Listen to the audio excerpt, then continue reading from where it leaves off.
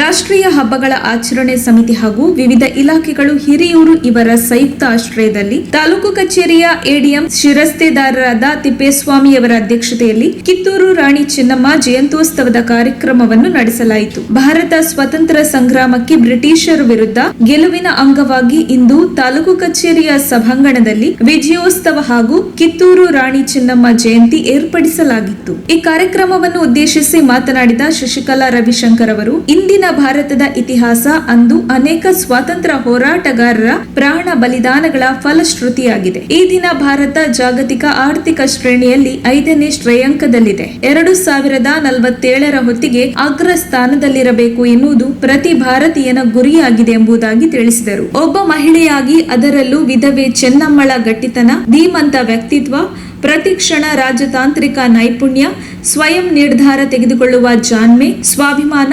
ರಾಷ್ಟ್ರಾಭಿಮಾನಿಗಳ ಒಟ್ಟಾರೆ ಮೂರ್ತ ಶಿಲ್ಪ ರಾಣಿ ಚೆನ್ನಮ್ಮ ಆದರ್ಶನೀಯರು. ಕಿತ್ತೂರಿನ ಕೋಟೆಯಲ್ಲಿ ಪ್ರತಿ ವರ್ಷ ಕಿತ್ತೂರು ವಿಜಯೋತ್ಸವ ನಡೆಯುತ್ತದೆ ಎಂದರು. ಇಂದಿಗೂ ರಾಣಿ ಚೆನ್ನಮ್ಮ ನಮಗೆಲ್ಲರಿಗೂ ಒಂದು ಪ್ರೇರಕ ಶಕ್ತಿಯಾಗಿದೆ ಎಂಬುದಾಗಿ ಶಶಿಕಲಾ ರವಿಶಂಕರ್ ತಿಳಿಸಿದರು. ಈ ಸಂದರ್ಭದಲ್ಲಿ ತಾಲೂಕಿನ ಎಲ್ಲಾ ಸರ್ಕಾರಿ ಇಲಾಖೆ ಅಧಿಕಾರಿಯ ವರ್ಗದವರು ಇತರರು ಉಪಸ್ಥಿತರಿದ್ದರು. ವರದಿ ಮುರಳೀಧರನ್ ಆರ್, ಚಿತ್ರದುರ್ಗ.